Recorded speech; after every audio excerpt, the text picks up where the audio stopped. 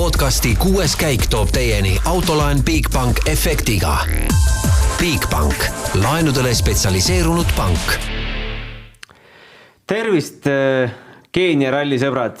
On teise pika päeva lõpp ja nägime, kui erinevad võivad olla MM-rallidel 2 kiiruskatset. Kui meil 12. kiiruskatsel saime rõõmustada Ott Tänaku esimese katsevõidu üle sel nädalal, siis 13. kiiruskatse pakkus draamat võib-olla isegi rohkem kui tahtnud ja vaja oleks. Ott Tänak langes 3. kohalt 4., aga mis põhjustel ja millisel moel, seda hakkame kohe siin Roland Poomiga Delfi stuudios rääkima. Roland, kuni 12. katseni oli üsna selline igav võistluspäev isegi, et lubati meile magustoitu, aga saime hoopis eelroa, et üppis rahulik kulgemine oli kuni sinnamaani. Ja tere õhtust kõigepealt. Ütleks, et päev oli pigem, nagu sa ütlesid, et selline igava võitu võib-olla, et eilsest olid juba kõik need ootused üles krõitud, et mis täna juhtuma hakkab ja kas me näeme mõnda veeritsautot ka täna sõitmas või peame leppima kohalike R5-tega, et kes rajale veel jäävad. Aga viimane katse siis ütleme nii, et päästis rallisõbra päeva, et küll võib-olla mitte Eesti rallifänni päeva, aga päris huvitav. Ma isegi ei mäleta, millal viimati vihm nii palju korrektuure tegi ühe katsega, et me oleme näinud küll, et vihm tuleb katse peal ja tuled seid 10-15 sekundit vahed võib-olla, aga reaalselt nagu see oli ikka päris tummine, mida see vihm korraldas seal. Kas seda oleks saanud kuidagi ära hoida sellega, ma mõtlen, et rajaolud poleks nii palju kaarte seganud, et kui mehed oleks alla keeranud pehmed rehvid? Täna läksid kõik kõvadega. No ainus viis, mida seal oleks saanud teha, on see, et minna 6 rehviga, ma arvan. Kui juhuslikult ilmselt ei läinud. Ma ei ole rehvi, tegelikult tänast rehvi strateegia. Kõigil oli 6, aga enamast olid kõvad. Jah, et tõenäoliselt rehvid oleks lihtsalt otsa saanud päeva peale. Et poleks õhtuks midagi järgi jäänud viimaseks ja siis on nagu olukord vähe hullem, kui sa seal vihma peal selliste pooltuslikkidega oled. Aga ei, selles olukorras ega muud poleks rohkem teha, kui tõenäoliselt ilmamees saab enne katset kõne võtta ja öelda, et kuule, et normaalne torm tuleb peale, et ma ei tea, mõtle, mis teed. Mõtle midagi välja. Mõtle midagi välja, midagi rohkem teha jälle. Aga seda, kui sul just tormi käes ei ole, siis sa ei saa ju testida oma seda, mis sul klaasipuhurid teevad. Ja just, see on jällegi eriti tobe asi. Et mul oli kunagi Lada Samara, millega ma sõitma hakkasin, millel puhur kunagi ei töödanud. Ja siis ma sõitsin katseid niimoodi, et klaas oli udune. Aga ma ei tea, kas ühel WRC autol peaks selline probleem olema.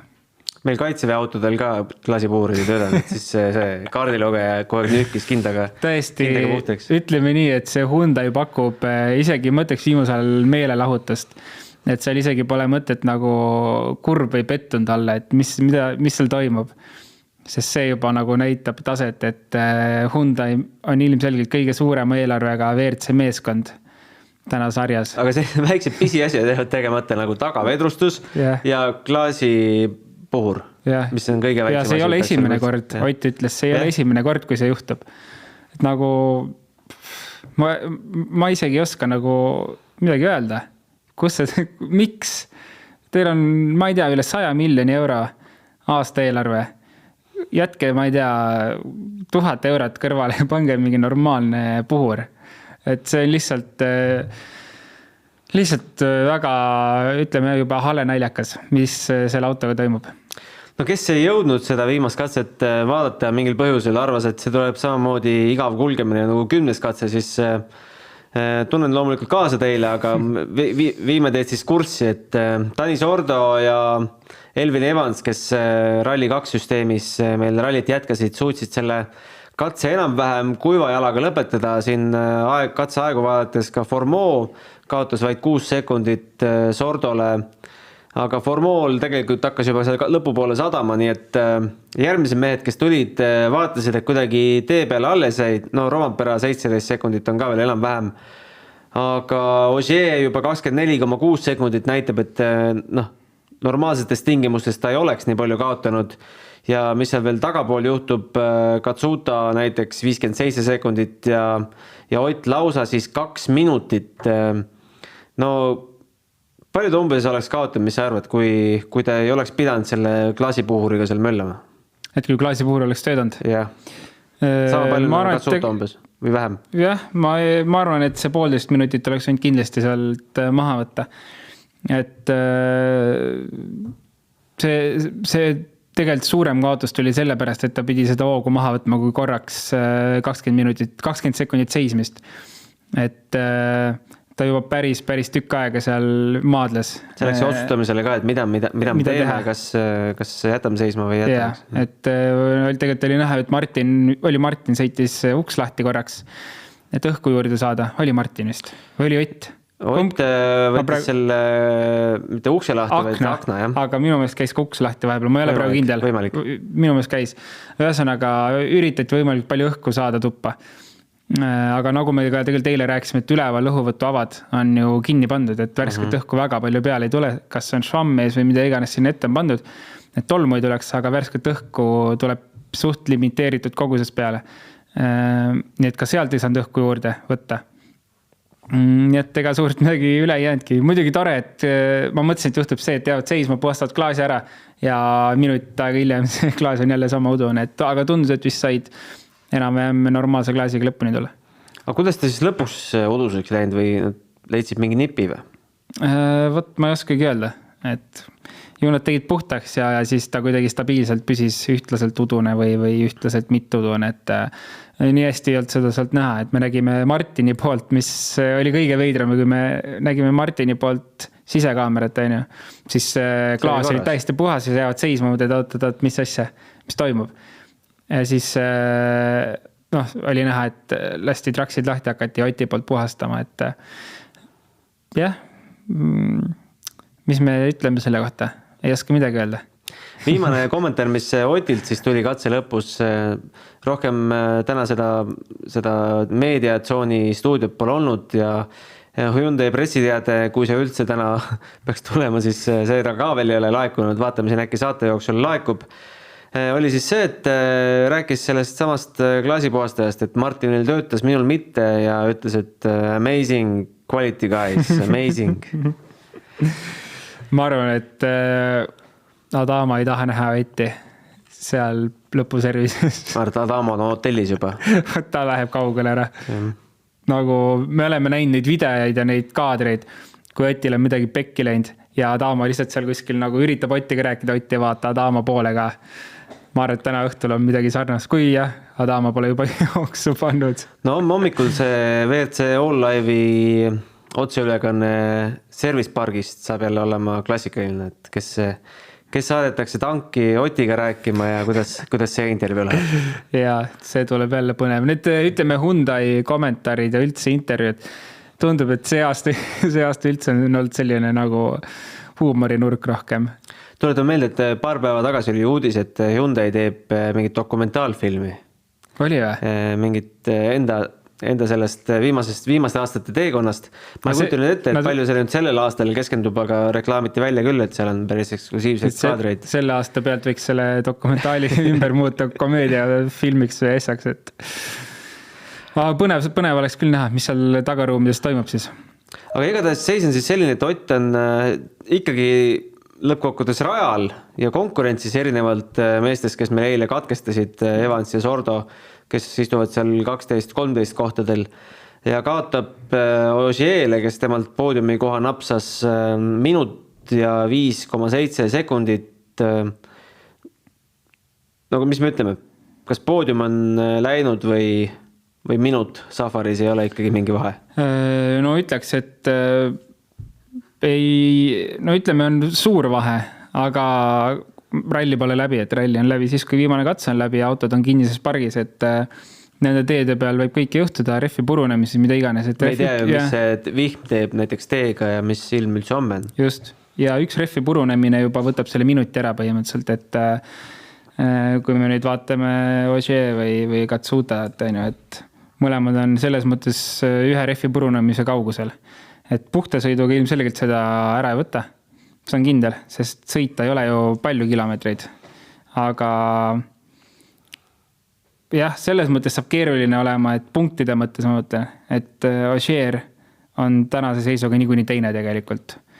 Nii et ära ta saab võtta Katsuta, aga Ogier taha ta jääks igal juhul, mida iganes, kui probleeme ei teki, kui ühel neist tekib probleem. Et aga jah, ütleme selle peale, mis siin toimunud on selle rollile, mis seal Otiga ja mis Hyundai'ga toimunud on, ei saa öelda, et kas esimene ja 4. koht halb täna oleks.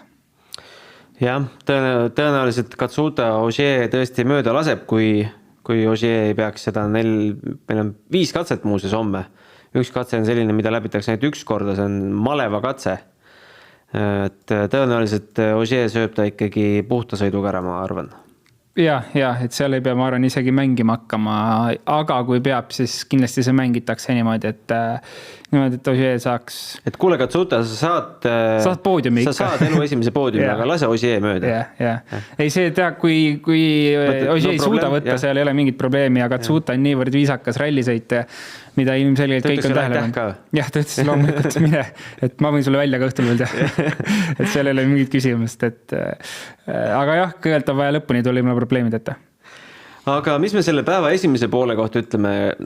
Oli küll igav, aga korraldajad mõtlesid, et me teeme ikkagi asja natuke huvitavamaks, et kuidagi vähe kive oli teil. Me vaatasime need rekevideod, vaatasime teile uuesti üle, et paneks teile kurvi mõned kivid veel juurde. See oli päris huvitav kommentaar, et ma ei kuulnud seda enne, kui Ott vist ütles seda või? Tegelikult katse lõpus mitmed mehed vihjasid, ma ei saa natuke peale panna, et kes, aga palju vihjasid, et ma ei tea, me neid kive nüüd küll reke ajal ei märganud või midagi sellist. Nagu suht ebareaalne, aga okei, sa saad aru, et sa oled kuskil Keenial reaalselt, et kus tõenäoliselt ralli korraldada on ka sellised, ma ei tea, kui võib-olla viimane ralli, mis nad korraldasid, olidki see 80-ndatel, et ma ei kujuta üldse ette, kes need on või mida nad teevad igapäevaselt ja võib-olla seal käivadki nii. Ma ei kujuta ette seda korraldust sealt tornist, et nii, et me otsustasime nüüd, et poisid, et võtke nüüd see auto, see on kive täis. Sõitke see katse läbi ja visake igasse kurvi üks kivi juurde. Ja. No ühesõnaga, ma usun, et kui rallisõitjad ütlevad, et mingid kivid on tekkinud, siis ma usun seda, sest nagu me ikkagi vaatame igat kivi, mis sisekurvis on. Ja kui siin on midagi juurde tekkinud, siis me paneme seda tähele. Et ma ei arva, et keegi mingit jama ajas ja päriselt, kas seda on teinud korraldajad, vaatajad, ma ei tea. Pigem korraldad, et seda lõikamist vähemaks saada. Aga päris nii ei käi, et siis kui pannakse, siis tuleb ka pületen selle kohta teha ja anda teada sõitjatele, et nüüd seal on midagi juurde pandud.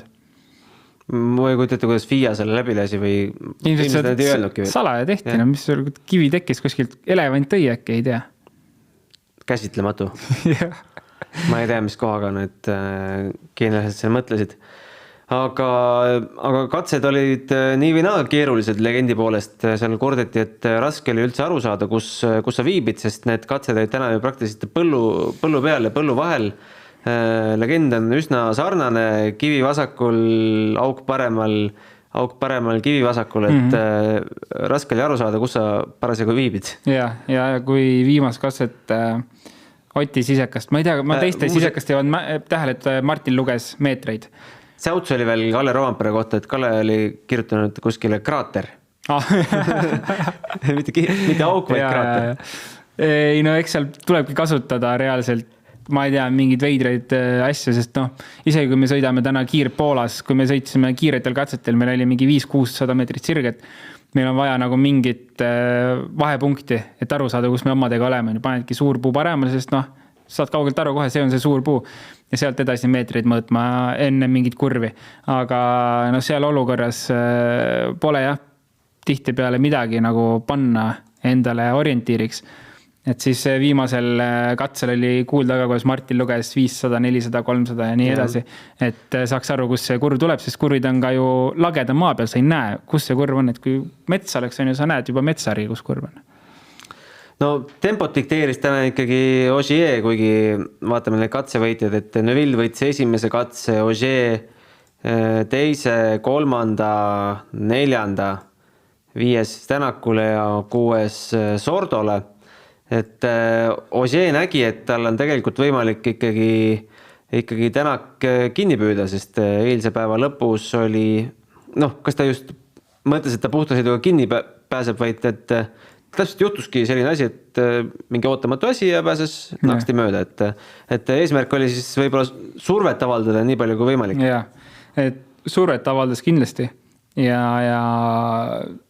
ei saa midagi öelda, tegelikult see igav päev, mis oli, Ogier tegi nagu väga head tööd kogu päeva jooksul, et hoidis survet puhta sõiduga ilmselgelt, seal oli nagu keeruline võtta kõiki neid kohti tagasi, mis ta ära kaotas, aga see ralli jumal on niikuinii prantslane, nii et lihtsalt tehti asi nii, et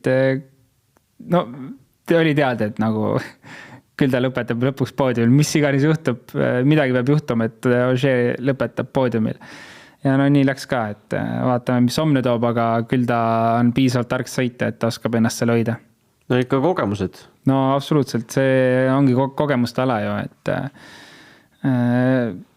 Katsuta viimasest katsest oli tegelikult näha ka, mida WRC Live'is kommenteeriti, et huvitav, kuidas Katsuta hakkama selle katsega saab, kus on räigelt kogemust vaja, et nüüd seal libedal sõita.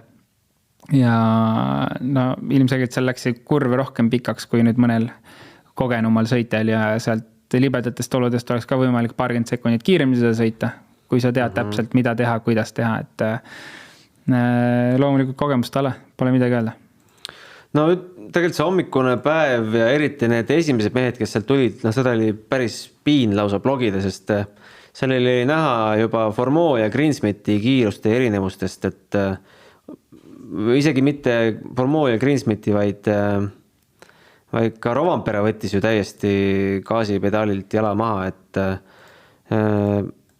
selline mõte käis peast läbi, et kas on mõtet nende meeste aegu üldse nagu kirja panna sinna tabelisse, et lased sõidavad selle ralli kuni punktikatseni läbi, ärme aega võta. Ja. Ei Rovanpera ütles kohe, et ta on nagu in the no man's land, et tal ei ole ees kedagi, tal ei ole taga kedagi. Mida ta teeb siin nüüd? Ta teab, et tegelikult ta eile põhimõtteliselt võitles ralli võidu peale. Täna ta pole mitte kuskil motivatsioon, on reaalselt nullis. Mida sa selles olukorras teed? Ainuke asi, mida sa saad meeskonna heaks teha, on see, et sa hoiad autot ühes tükis. Ja mis tähendab, et sa kindlasti pead koogu veidi maha võtma, et see on nendes oludes tervena püsida. Polegi mitte midagi teha. Ja täiesti omaette rallit sõidab minu arust ka Lorenzo Bertelli. Okei, ta ei ole küll mingi tippsõitja ja ta kaotused peavadki sinna 1,5 minuti kanti olema, aga me ikkagi tahaksime ju teda näha seal WRC arvestuses ja pidada teda täisväärtuslikuks sõitjaks. Okei, ta nüüd on tegelikult isegi punktikoha konkurentsis, sest ta on 11. kohal. Et üks kommentaar oli seal, et eile me küll üritasime enda maksimumi anda ja tahtsime nagu koha eest võidelda, mis kõlas nagu tema suust, et me tahtsime kõrget kohta saada. Ja aga tänases olukorras, kui nad oleksid lihtsalt lõpuni, kui oleksid väga kõrges konkurentsis, et nad oleksid kindlasti Rovanpera ees 7 oleks kindlasti, jah. Mis olekski väga kõrge koht tema jaoks, aga jah, täna 11. ja homme vabalt sealt võib keegi eest ära kukkuda, kas või R5-st, nii et punkti koht on juba päris hea, ma arvan temale. Jah, tema ees on sellised mehed nagu Onkar Rai, Karan Patel ja Karl Tundo. Ma arvan, et see on esimene ja viimane kord, kui me need nimed siin stuudios ette loeme. Järgmine aasta ei tee seda enam. Ärme loe neid ette. Võimalik jah, et Keenia ralli veel ikkagi jääb kalendrisse pärast kõike neid vahejuhtumid. Tegelikult olgem ausad, nagu fännile on mega lahe vaadata. Jah, kui sa esimest korda paned teleka käima, vaatad WRC rallit, siis ohoo, mis seal toimub.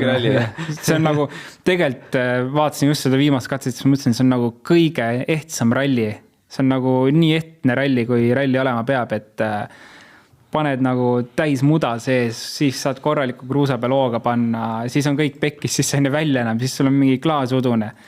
Reffid katki, see on nagu nii brutaalne ralli lihtsalt, et ma ei tea, kui keegi peaks ütlema, et ringrada on huvitav selle kõrval, siis ma ei tea, mis see inimene söönd on. No meil mõned küsimused on ka tulnud, paha pole võiks korrata võib-olla mingid teemasid, mis kunagi läbi käinud, et kas tagumised mehed võivad All Live'i vaadata ootamise ajal? Ikka võib. Vaatame kõik seda ja vaatad ka esimesed sõitjad enne Power Stage'i, kui meil on nagu pikemad vahed seal. P1 sõitjad stardivad Power Stage'ile äkki mingi 4 minutise vahega, kui ma ei eksi. Et siis me kõik koos ikka istume. Meil on alati igal rallil on selline koht, söögid, joogid on olemas, sest see ootamine on päris pikk selle enne viimast katset, et siis vaatavad ka teised WRC sõitjaid, neid sõitjaid, kes esimestena lähevad. Sa kunagi esimeste videote peal, ma ei tea, midagi muutma pole kiiruga hakanud, rehvi vahetama, teised rehvid alla? Ei, pigem vaatad lihtsalt, mis olud on, et mingid üllatusi poleks. Ja siis katselõpu kommentaarid, et kas kuskil oli midagi üllatavat, mingid kohti, kus poleks tohtinud lõigata või kellelgi oli mingi rehvi purunemine. Need kohad märgiks legendi ära, aga ei, otseselt mingid muudatusi tegema ei hakka.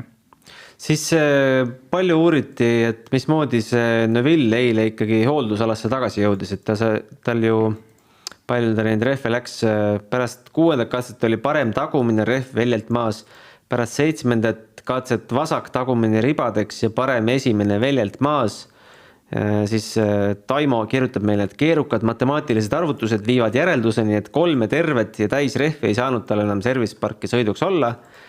Mäletatavasti Otiga Montes oli see, võeti ju sellepärast konkurentsis maha, et tal ei olnud seda kummiriba enam alles pöörleval rattal, nagu reeglid nõuavad. Nii lihtne ongi, et peab olema kummiriba välja peal. Ju tal siis midagi oli või? Tagumine parem oli ju, isegi õhku oli sees katse lõpus, et väljast oli suur tükk väljas ja rehv oli pool tühi. Aga tegelikult oli seal ka veel õhku veidi sees, nii et sellega võib vabalt sõita ja võib sõita ka täiesti tühja rehviga. Tähtis on see, et ülesõit ei toimuks välja peal. Et kui välja peal on ka rehv, siis on kõik okei, aga nii sel hetkel, kui rehv välja pealt minema lendab, siis on kõik, et see on selline suht loterii juba. Siis üks selline küsimus, Risto kirjutas meile selline futuristliku küsimuse natukene. Kas reket tehes võib peale kaamera ja lindistustega muid abimehi kasutada? Näiteks tänapäeval on igasugu tehnoloogiaid nagu lidar-skänner, mille abil näiteks saaks taimestikus peidus olevad kivid üles leida ja neid ilma oma silmadega nägemata. Ma panen lisaks siia, et tänapäeval on üldse, kuidas Google Mapsi tehakse, et kaamera ju lindistab kõik sinu ümber oleva, et kas tehnoloogia võiks tulla appi rajaga tutvumisel? Selles keeruline öelda. Tegelikult meid ei huvita ju sõitjatena, mis seal puudaga varjus on, sest me ei lähe sinna niikuinii. Mis rohu all peidus on? Meid ei huvita ka see tegelikult, mis rohu all peidus on. Et kõik lõikamiskohad, kus me enamasti lõikame, me sõidame rekke ajal juba sõidujoones selle tavalise autoga läbi. Või kui me näeme, et seal on mingi kivi, siis vajadusel ka me lähme ja jalutame selle koha läbi, tuleme autost välja ja kõnnime, et vaatame üle. Ja kui on suuremad lõiked, siis me tulebki, et kui sa ei riski rekke autoga sealt läbi panna, et sa ei tea, kas seal on kivi, sa lähedki vaatad jala selle asja üle. See tehnoloogia võib aidata nii palju, et ta natuke võtab ajaliselt aitab. Et kui ongi need kohad, kus sa peaksid minema jala läbi minema, mida täna ilmselgelt väga ükski sõita teha ei viitsi, sest rekkepäevad on pikad ja veel kuskil katse veel jalutama minna muru sisse. Et sellistes kohtades see asi võiks aidata, et sa näed ekraani pealt kohe ära, et kas seal on kivi või ei ole. Aga üldiselt see info meid ei huvita, sest meid huvitab ainult see info, mis on tee peal ja mis on lõikamisraadiuses tee pealt väljas, et ükski rallisõita ei taha ju teada, mis tegelikult tee pealt väljas toimub, sest me ei taha sinna minna. Ja kui me sinna sattume, see on niikuinii juba halvasti. Et sa arvad, et selliseid vidineid ei tule lähima 10 aasta jooksul? Ma seda ei ütle, et see võib, ma räägin, et see võib ajaliselt aidata teatud lõikamiskohtades nagu siin, et kui me näeme, et meil on põld ja me saame nagu auto laiuselt üle põllu sõita, et rekke ajal see võib aidata lihtsalt ajaliselt, kui sa ei julge sealt rohusest läbi minna rekke autoga, sa pead minema jala ja vaatama, et see võib sellisel puhul aidata, et sa näed, et kaamera pildivad, et seal ei ole kive, et läheb läbi, et sa lihtsalt hoiad aega kokku, aga niimoodi kasutamiseks seda ei ole vaja, et selle järgi nüüd legendi panna, kus kivi on või mitte. Kui veel rääkida Keenia rallist, siis ma vaatan WRC3 arvestust. Mis arvestust seda Sobjaslavi peaks otsima? Ralli 3 või mis? WRC3 äkki või? WRC3, jah. Nii, 8. katse lõpus oli ta veel olemas. 9. lõpus ka olemas. Siis tuleb superralli mingi hetk. Siis 11-12 oli superralli märk on juures, jah. Aga püsib vähemalt teel. Jah, loodetavasti ta püsib teel. Lapselaps, mis ta nimi nüüd oli, see igatahes ma nägin, tegi väikse avarii kuskil. Daniel Zwist on meil kadunud konkurentsist. Aga ma vaatan, et ta on... 13. lõpus on ikkagi, aga kaotust on siin 10 minutit. Ta kuskil kadus ära, jah? Jah, ta sõitis ralli 2-ga, on ju? Jah. Ei, tema auto oli Ford Fiesta ralli 2, jah? Jah. Ei, no tore, noh. No ikkagi eurooplased on veel konkurentsis. Jaa, vähemalt keegi on Euroopast kohal. Aga rääkides WRC2 arvestuses, siis need karikad pandi tolmu koguma juba eile, sest Martin Prokop tegi päris koleda katuse, nii et tema kaardilugeja on hetkel Nairobi haiglas ja kuuldavasti selgroolülil tuvastati siis mingid mõrad, ei täpsustatud mitmes, et seal on ju oleneb, et mitmes lüli läheb nii palju, siis võib sinuga kutu olla, aga avaldas lootust, et on heades kätes ja kõik saab korda, et vast ikkagi kõige hullem stsenaarium ei rakendunud. Jaa, ei tundu, ta ütles küll, et kõik on okei ja ärge muretsega, et aga lahe oli see, et kui võib-olla Keenia tundub selline koht, kus nagu ohutus on küsimärgi all, siis sellel samal minutil, kui avarii toimus, juba ka startis helikopter ja 15 minutit peale avariid oli ta juba haiglas, nii et tore, et ohutuse koha pealt pole nagu mingid järeleandmisi tehtud. No ma arvan, et see on ka põhjus, miks nad üldse selle ralli said, et Just. Kõik peab olema by the book. Vaatame homsele päevale ka otsa, et meil on siin 5 katset veel sõita. Vaatame korraks vahesid. Vahed on sellised, et Neuvillil esikoha kaitsmisega vast probleeme ei teki, kui midagi ei juhtu. Ja Ogier võib mööda saada Katsutast. Tänakul ei tundu väga roosiline see lootus poodiumile jõuda. Greensmith 18 sekundit Tänakust maas. No jälle, kui Hyundai mingit pulli ei tee, siis tõenäoliselt seda varianti pole. Või ilm jälle mingit pulli ei tee. Et ilmselgelt on ikkagi kas nagu tempo poolest Otist maas, et seda ei pea kartma. Aga pigem võib olla huvitav Formeau ja Greensmithi omavahelist sõitu näha, et kas Formeau'l tekib mingi võimalus jõuda lähemale, et see võib küll olla üks huvitav asi, mida vaadata, aga reaalselt rohkem siin ei ole, sest siis on nagu juba üle 10 minutised vahet põhimõtteliselt kõik, et allapoole sealt, et algab homme päev päris varakult 7.26, esimene katse Loldia 1 pikkust 11,33 kilomeetrit, siis on Hell's Gate ehk siis Power Stage'i peaproov 10,56 kilomeetrit sellel. Siis on see kuulus Maleva katse, siis on jälle Loldia ja siis on punktikatse. Mingit servicit homme ei ole, 5 katset ja 53 kilti ilma servicita ei tohiks vist suur probleem olla. Ei ole suur probleem autode mõttes, aga kindlasti on võib-olla probleem, kui kas või midagi väikest seal juhtub, et tegelikult on nagu päev, kus peaks autot hoidma. Eriti kui lähevad olud keeruliseks. Aga äkki alustaks seda otsevlogi ka homme alles kell 1 siis? Ennustades, et see tuleb selline roomamine, nagu tavaliselt meil pühapäeviti on olnud. No vaadates neid ajavahesi siis kindlasti, et meil ongi vaadata ainult, mida teeb Ogier Takamotoga võrreldes ja isegi tegelikult seal ei pea mingit võitlust toimuma, et me teame, et Ogier jõuaks teiseks ka ilma võitluseta, aga ilmselgelt ta tahab ikkagi sõiduga tulla. Samas ta peab autot hoidma, sest väga magusad punktid on käes.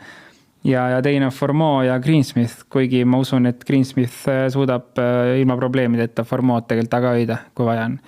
Nii et olgem ausad, meil suurt midagi vaadata pole, kõik tahavad selle ralli lihtsalt lõpuni jõuda. Riske pole mõtet pühapäeval võtta, enam kui seal, nagu me vaatasime, keskmiselt 5 minutit on vahed umbes teiste sõitjatega, nii et ega seal suurt tõenäoliselt midagi juhtuma ei hakka, aga vaatame, kunagi ei tea. Tavai, tõmbame tänasele päevale joone alla. 6 kaik@delfi.ee ootab veel teie küsimusi. Kui peaks homse päeva jooksul tekkima, pange need teele.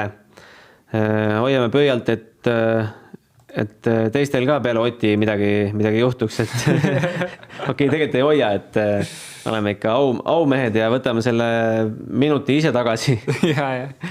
Aga igatahes täna läks siis niimoodi, no ei ole see rallijumal sel aastal meie poolt, aga midagi pole veel katki, meil on veel 5 katset minna ja kena õhtut. Homseni. Podcasti 6. käik tõi teieni Autoline Bigbank efektiga. Bigbank, laenudele spetsialiseerunud pank.